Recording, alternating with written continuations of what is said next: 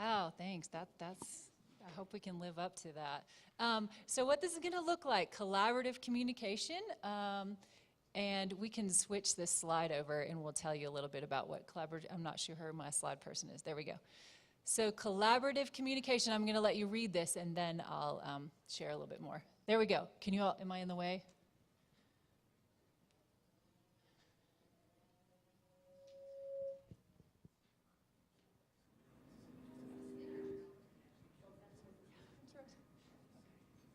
Okay, hopefully you all got a chance to read that. But basically what this is a chance for us, you know, in traditional conferences, the speakers speak, they have wonderful things to say, and usually you come to listen and ask questions. But there's usually also a reason why you came, because you want to share maybe some of your experiences, maybe you have some ideas, you have things to say too that are just as important. So we have, after this session, the speakers are gonna talk, and then they may join some of the tables in the back. But different than asking them questions, they may ask you questions, you may ask each other questions. It's a group dialogue. So that's how that's going to look a little different. And also, if you'll notice in the schedule, some of the sessions are also collaborative communication. So those will have specific dialogue components to them. So it's kind of flipped, where the speakers will speak a little bit less, and then we'll speak as a large group altogether. So quickly, the next slide, please. There's 7 aspects to collaborative communication, and I've been doing this for over 10 years and I still don't even call myself an expert. There's a lot, but we don't expect you all to be experts either, but just some things to keep in mind. So with collaborative communication, we follow these 7 aspects. It's not a step-by-step process. It's very organic. It happens naturally. But first of all, climate building, just making sure everybody's comfortable and safe and feeling okay. And then listening. So when you're in these dialogues, thinking about listening, one of my favorite quotes is, people don't listen, they reload. So you know how that goes. You're sitting there talking and someone's nodding and they're looking like they're really actively listening and they're smiling. You might do this in class sometimes, maybe. But really what you're doing is, as soon as this person stops talking, then I can say what I want to say, or I can leave. So it's really putting aside that thinking in your own head, that reloading in your own head, and really listening to what folks are saying. Thinking about, how am I hearing this person? What sort of things, what sort of assumptions am I coming to the table with? What am I thinking about as I'm coming to this? Putting those aside, not necessarily saying you have to throw them away, but just putting them aside to open your aperture a little bit more. Questioning, asking questions, this is the best way to get to know what other people are thinking. A lot of times we assume we know what people are thinking, but we don't necessarily know what really they're thinking. So asking open-ended questions, not directive questions that are disguised, that are sort of like answers disguised as questions, like, well, how come you didn't do it this way? Or what were you thinking when you did that? But more open, like, say more about this idea that you brought to the table. And also, a key component to collaborative communication is what we call asking back. So if someone asks you a question, usually there's a reason why they asked that question. So doing them the honor of saying, answering their question and saying, why did you ask? What are you thinking? And then that helps the conversation get a little bit deeper, instead of just assuming that you know why they said something.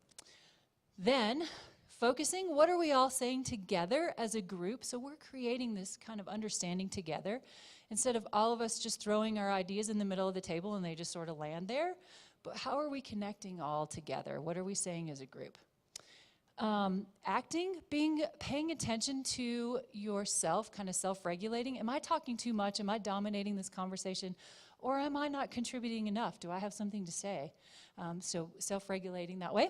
And then facilitating. You will have a big facilitator, we call them, at the tables. And when we're done, we'll have them all stand up at the back so you can find them. But it's also everyone's responsibility to facilitate. Ask questions of each other. Pull people in who are maybe a little quiet. So it's everybody's role to be a facilitator. So briefly, that's collaborative communication in a nutshell. And I'm going to turn it over to TK really quickly to tell you just a little bit more. Hey, good morning, everybody. Thanks, Janelle. She did a great job of walking us through that. I'm a UW grad student, currently in queer theory this semester. If you haven't got a chance to take that, it's Women's Studies 4500. Check out Beth LaFreda. She rocks, okay? So I am a visual guy, and I'm a geometric guy, so I brought some shapes to try to visualize, like, what the heck are we going to try to do when we get into our smaller group. So, Michelle, if we can do the PowerPoint dance, go ahead and give me a triangle. So I like triangles. It's my first thing. But there's communication. If you can see that triangle, it has a T on top, a teacher, or as Janelle referred to as a big F, or a big facilitator. And usually when you get this is called sage on the stage, or lecture format. So on the top of that triangle, there's a lecturer, there's a teacher, there's a presenter, and the arrows go one way to the member, to you in the audience. And you are in the receive mode. And as Janelle talked about, you may be having some brilliant thoughts, reflections on your, or even experiences that you're thinking about. And the speaker may be. But they're not being shared, and they're not in the middle of the table because the speaker's hitting his marks, you are listening and taking notes. This is what we've been trained to do. So we call that kind of communication T1, teaching by transmission, learn by reception. You will feel comfortable. You will see this modeled today and tomorrow, but we're going to try to do a little bit more than that. So if we get the next build, teaching by transmission, learn by sharing. If you can, I think you can see that triangle. Top, the teacher's on top. Here the arrows go both ways. So we have sage on the stage, which is type 1, lecture. This is called guide on the side, where your presenter will open up a little space for you and be able to answer some questions back and forth. If you notice, the circles around the members and the circles around the teacher now become a solid circular line because you get to share now your reflections, your experiences, and background, and the brilliant ideas that you're having. So we start to build some knowledge, and we start to share some knowledge and kind of exchange. So that's teaching by transmission, learn by sharing. Type 2, we are going to try to stretch it. You'll be familiar with type 2, the guide on the side. You'll be familiar with type 1, sage on the stage. Type 3 may feel just a little bit uncomfortable, and it's hard to see the triangle, but the big difference is the teacher on top, or the big F, the big facilitator, becomes a member of the group. So it's very equal in the power structure as best the facilitator or presenter can come to the table and be one of the group. It reduces the power differential, and now we share. We do the ask-backs, we do the thinking, we do the questioning, we do the climate building, we do all those aspects. And if you hit a couple more builds, go back just one, you'll see that in the middle of that triangle, the group G is now constructing knowledge in a very social, constructionist kind of way. We're developing new knowledge in the middle. And we just call that X because we don't know what that is. That's a variable. So, you know, the presenter has some great content. They bring that to the table. We take it back to that table, and we push our ideas, experiences, and reflections into the middle of the table, and we create some new knowledge. We construct X. And it's magic. There's magic in the middle, as Janelle will tell you, and we'll try to make that happen for you for the next 2 days. So next slide. So that's type 3 learning. If your mind is blown or we've overloaded you, here's some things to remember, just some takeaways. Collaborative communication. You're going to see the sage on the stage. You're going to do the guide on the side. You'll see that behavior modeled, and then we're going to try to lead you, trust your facilitators in type 3, which is collaborative communication. So we're trying to foster some authentic conversations that matter. We're going to leverage that collective wisdom of the group. So we're sharing responsibility here for the learning and for the knowledge. So you got to come with some contributions. Think about how much you want to weigh in.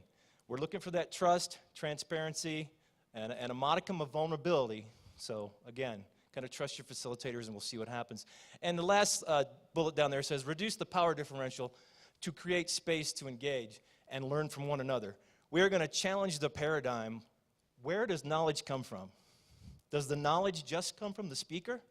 Just from the presenter? Are the golden nuggets of knowledge just from the sage on the stage? So today, for the next 2 days, we're going to try to combine those things, communicate collaboratively, and construct some new knowledge. That is what we're up to for the next 2 days. So look forward to working with you. And Michelle, I think it's over to you. Thank you, TK. So I'm just going to go back up to the definition. I'll leave that behind our speakers. I'm going to invite our panel to join me on the stage. And as they, please come up. And I'm going to offer a very short introduction of our distinguished guests. We'll introduce them more fully when they're giving their keynote addresses. Hopefully, many of you were able to hear Dr. Bullard's keynote address last night. Dr. Robert Bullard is here nearest me on the stage, and I will just go down the table. He comes to us from Houston. He specializes in environmental justice and gave an amazing speech about his work that has spanned decades. Dr. Drew Brown is next to him. Dr. Brown is a visiting professor at the University of Houston. He teaches in African American studies, and Dr. Bullard is also coming from Houston. So all the Houston people stay over here, and he is going to be, Dr. Drew Brown is going to be giving the lunchtime talk tomorrow. Next to Dr. Brown, we have Dr. Laura Arrowsmith. She is a transgender activist and a physician from Tulsa, Oklahoma. And she is going to be speaking tomorrow morning as well, so welcome. And on the far end of the table, Dr. Allison Kafer, who is going to be giving a keynote this afternoon, our lunchtime keynote. She teaches feminist studies at Southwestern University, also in Texas, from Austin. And they can introduce themselves a little more. I think what I'll invite them to do is just go in order as you're seated. So we'll start with you, Dr. Bullard. And I'll just tell you, we just invited our guest speakers, because they're giving a longer talk, each of them to engage with our theme, which is Rebel Health, and it's a very open-ended prompt we asked them to say, what would they like us to think about as we think about Rebel Health? So they're going to invite us to think about some ideas, and we'll try to put them together in our own ways. So without further ado, please help me in welcoming all of our guests.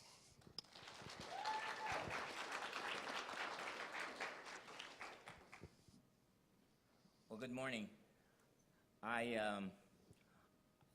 The theme of Rebel Health, I think, is very important and very timely.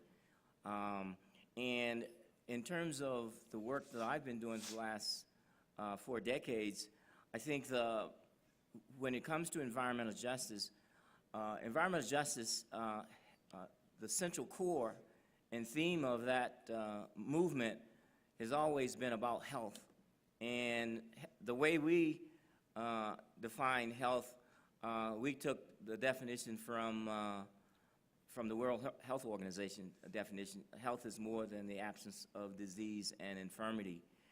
And what we have tried to do is to not only talk about physical health, but also talk about well-being and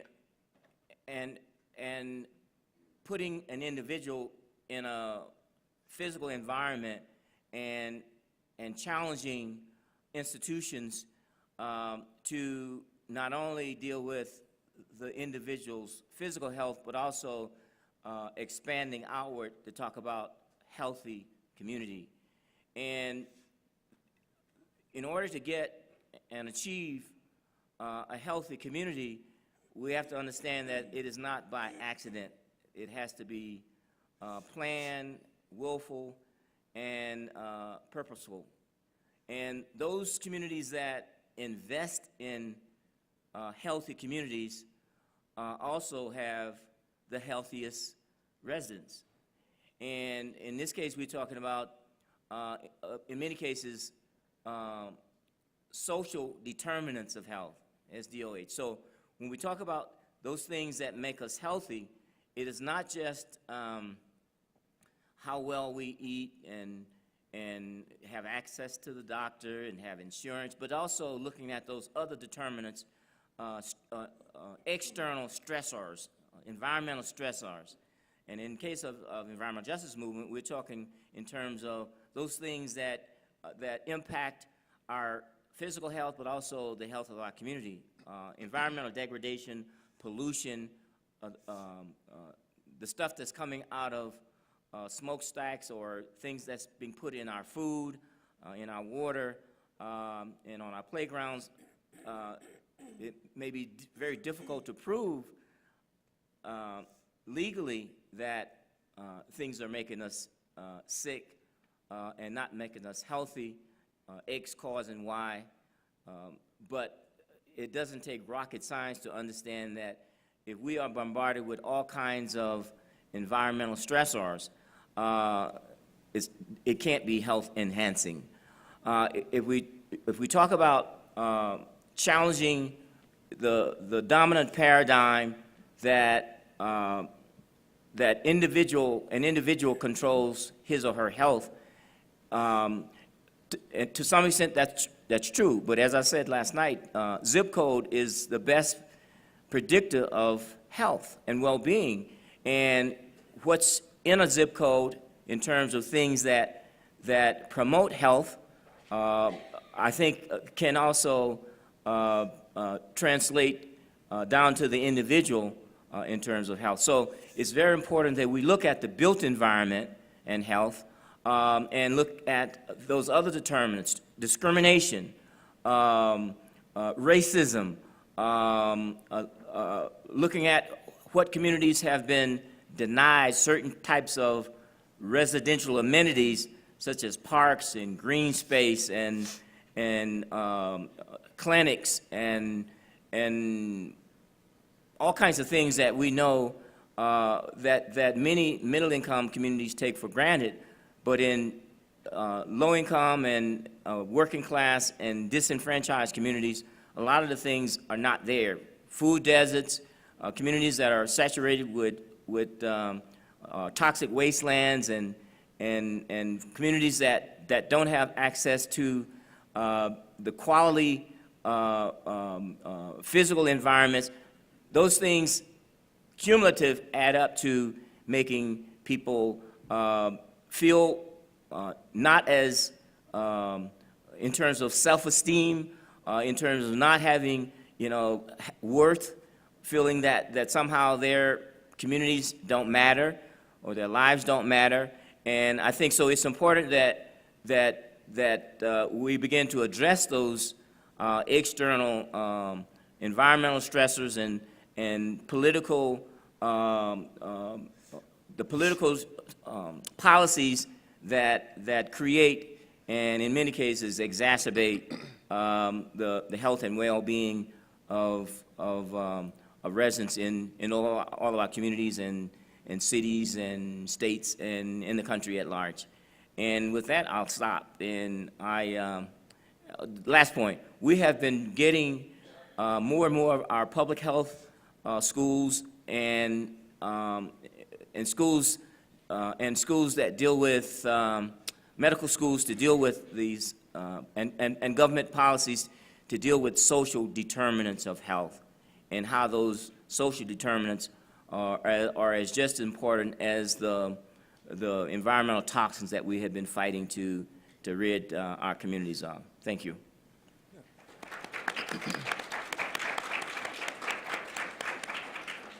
How y'all doing? I'm Dr. Drew Brown. I'll go. When I say I'll go, you say I may.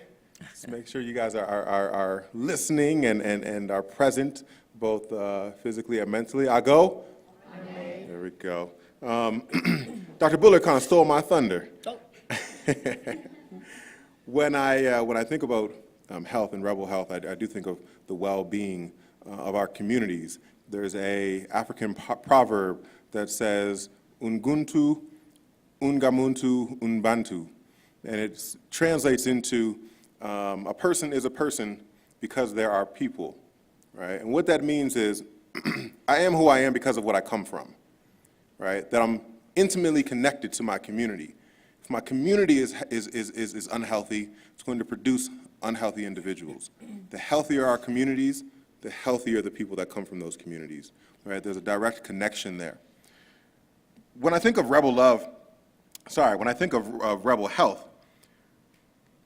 I think of rebel in terms of revolutionary, those that are engaged in change under revolutionary principles. And when I think of health, of course, I do think of sort of the acquisition of health, or how do we obtain health, and a lot of times that comes through love, right? And We can talk about love in a number of different ways. There's what Martin Luther King describes as in terms of 3 forms of love.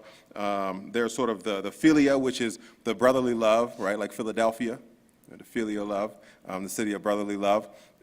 We have the eros, which is more like the desire or sexual desire type love, that romantic type love. And then we have agape. And this is what Martin Luther King says is a universal, all-embracing love of others for the simple fact that they're people, right? And so when we talk about rebel health, really what I describe as rebel health is revolutionary love. Revolutionary love for other folks. There's a book by Huey P. Newton called Revolutionary Suicide, and in this, he talks about this revolutionary love, this idea of sacrificing oneself for the betterment of other people. And I think that this is really where rebel health finds itself. This is really how we sort of acquire this idea of rebel health. We're not just talking about biological health, we're also talking about social health. We're talking about emotional health. We're talking about environmental health, right? Environmental justice and whatnot, right? We're talking about the health of our communities and the people within those communities or the people that those communities produce. This idea of revolutionary love, John Coltrane, one of my favorite jazz artists, John Coltrane, he called this a love supreme, right? So when we're talking about love, when we're talking about revolutionary love, we have to understand that it really is a sacrifice that has to be made in order for us to approach this sort of idea of rebel health. And what I do in my work is I look at those ideas of health and well-being as it pertains to specifically athletes, and even more specific than that, looking at black male athletes as they sit in our society today, looking at what is their well-being within and outside of sports. As we can probably understand or can sort of guess who the leading groups are when it comes to mass incarceration, black males, undereducated black males, when it comes to poverty rates, unemployment, right? There's no, it's not just a coincidence that we have the highest the rates of black participants in football and basketball, but also in these other areas. And so for me, it's not just the individuals that I look at, but the communities of which they come from, the environments of which they come from, the society that produces these figures. And so rebel health is really sacrificing in order to ensure and to better the conditions and the well-being of individuals like that. And that's really where my studies lie, and that's what I'm calling rebel health. And I'm going to stop there.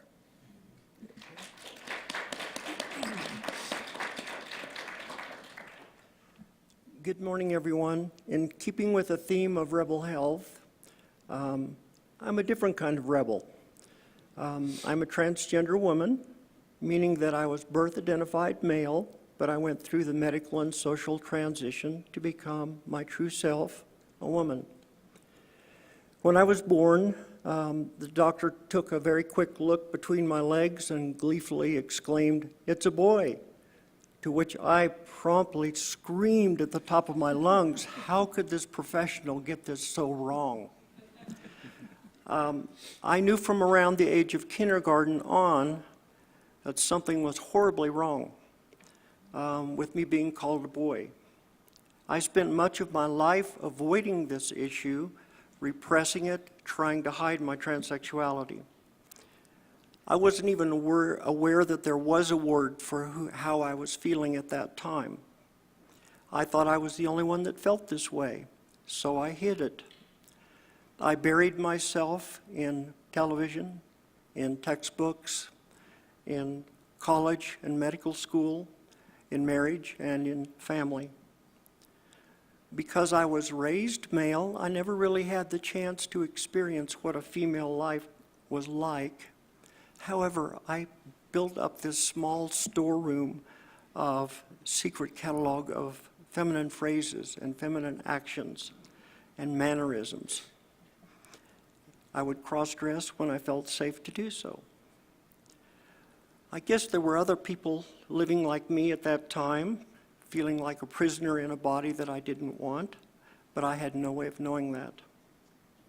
You see, I didn't ever really feel like I was a man, ever. I felt like I was being a man because of society and familial expectations, but I never truly felt like I was one. So, in every aspect, culturally, I was fulfilling the gender roles that were expected of me. I pretended to be a man. I transitioned.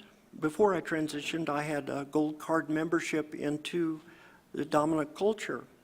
To all appearances, I was a straight, white, able-bodied, educated, successful physician. But I fought against being anything else because of the ridicule and jokes and everything that I heard earlier in my life. So I hid. I remained silent. I experienced decades of depression and 2 suicide attempts. After that, I rebelled. I hit a wall and I said, I can no longer hide who I am. Fortunately, after my second suicide attempt, the internet happened. And suddenly I realized there were other people like me. I learned that being transgender is a congenital medical condition and that there were successful treatments for this. I found others that were just like me. So I transitioned. It's been the single best thing I've ever done in my whole life. I'm incredibly happy now. I have 0 regrets.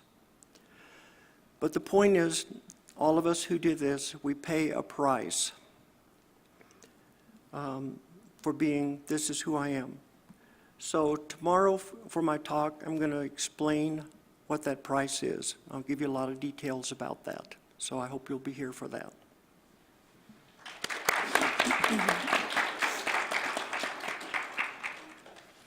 It's tempting just to say yes and agree with everything that my colleagues have said. So I teach in a feminist studies program, and I do disability studies research. And so the conjunction of those 2 fields leads me to want to focus for a minute on the health piece of Rebel Health and draw our attention to the way that both health and illness, so we think of those 2 things as being in opposition, that both of these, like categories of race or gender or sexuality, are constructed. They have a history. They're political, right? They're not simply sort of universal, natural entities, but are things that have history and meaning behind them. And so when we think about Rebel Health and when we get into our groups and think about Rebel Health, I would encourage us to really think about health as something that is contested and is in question. So what does it mean to think about health as something contested and in question? One of the reasons I come to this is that if we think about women, if we think about disabled people, if we think about immigrants, if we think about trans folks, if we think about queer folks, if we think about people of color, all of these groups of people at various times have been marked as unhealthy. So think about language like incompetent or excessive or oversexed or undersexed or tired or sick or in the way. Like, these are all different ways that these groups of people, these populations of people, have been marginalized on the basis of health.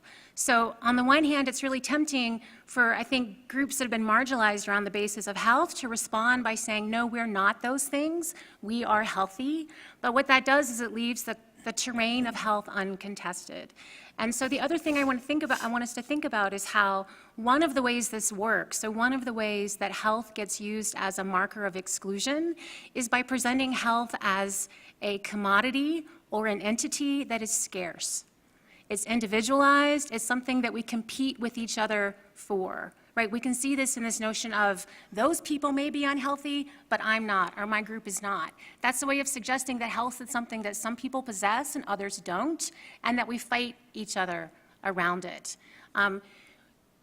The way this plays out in a country like the US that is capitalist and based in white supremacy and ableism and sexism and all these different things is that health gets presented as a series of choices. So as long as you make the right choices, then you will be healthy. But as my colleagues have noted, only certain people have access to a range of choices, right? Having access to choices that then get marked as the sign of morality or goodness or value.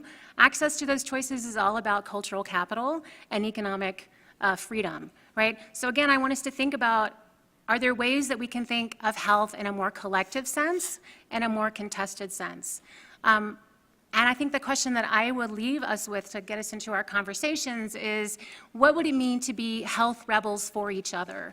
So instead of thinking of health as the terrain over which we battle, thinking about being health rebels for each other is kind of another way of thinking about revolutionary love. So thank you.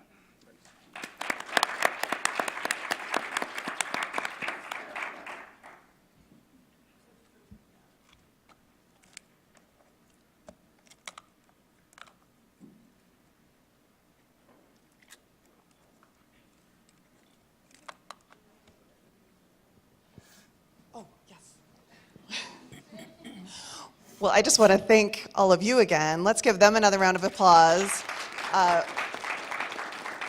You were so, gave us such richness to think about, and you were very concise, so I didn't have to police at all. Okay, so what we're going to do now, could all the collaborative communication facilitators stand up and kind of wave? There's 3 of them over there, there's one over there, over there, over there, there. Several of us. So they are going to go back and stand by a table, and if you will just go sit at a table with one of them, and then we will invite our speakers to join too if they would like, and we'll start the dialogue with primarily thinking about what stood out to you, and then we'll go from there.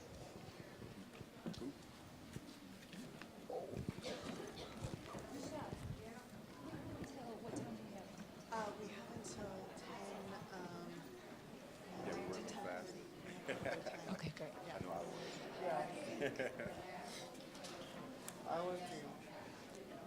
Facilitators, keep in mind that we have until